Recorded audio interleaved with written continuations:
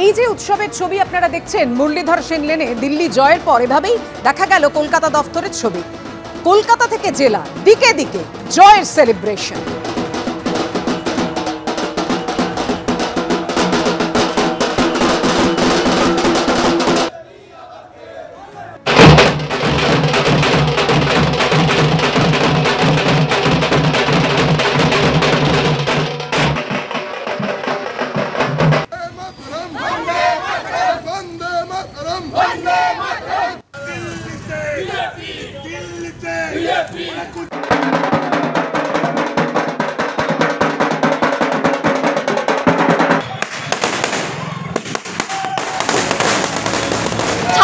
বছর পরে দিল্লি দখল করেছে বিজেপি এবং তারপরে বিজেপি কর্মী সমর্থকরা তারা আবির খেলায় মেতে উঠেছে।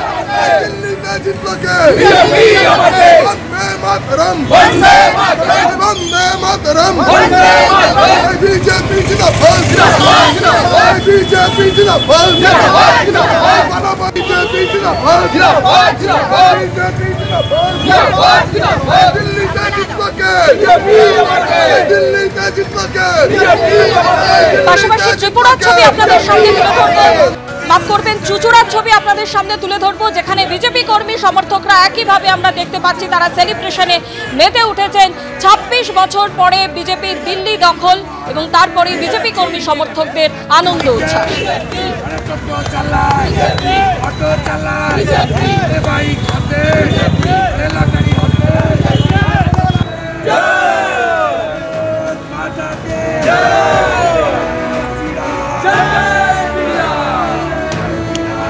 হাওড়ার ছবি এই মুহূর্তে আপনাদের সামনে তুলে ধরছি, যেখানে দেখা যাচ্ছে একইভাবে বিজেপি কর্মী সমর্থকরা তারা কিন্তু উচ্ছ্বাসে মেতে উঠেছেন, যেখানে ২৬ বছর বাদে দিল্লি দখল করলো বিজেপি। এবং আরও একবার আপনাদের সামনে ছবিটা তুলে ধরবো, যেখানে দিল্লি বিধানসভার ৭০টি আসনের মধ্যে ৪৮টি আসনে এই মুহূর্তে এগিয়ে রয়েছে বিজেপি, ২২টি আসনে এগিয়ে রয়েছে আম আদমি পার্টি।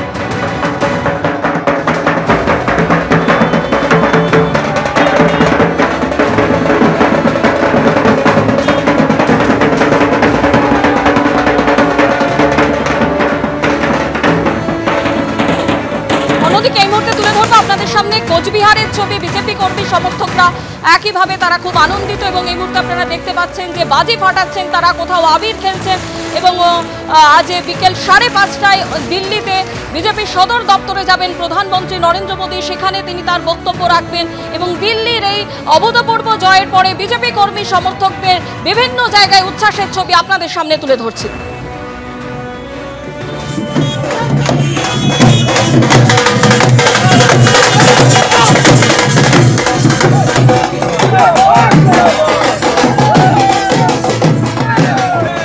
অন্যদিকে একই সঙ্গে রাখবো কলকাতা বইমেলায়, যেখানে বিজেপির উচ্ছ্বাসের ছবি আপনাদের সামনে তুলে ধরছি। বিজেপি কর্মী সমর্থকরা বিজেপির তরফে যে স্টল দেওয়া হয়েছে সেখানে তারা আনন্দে মেতে উঠেছে।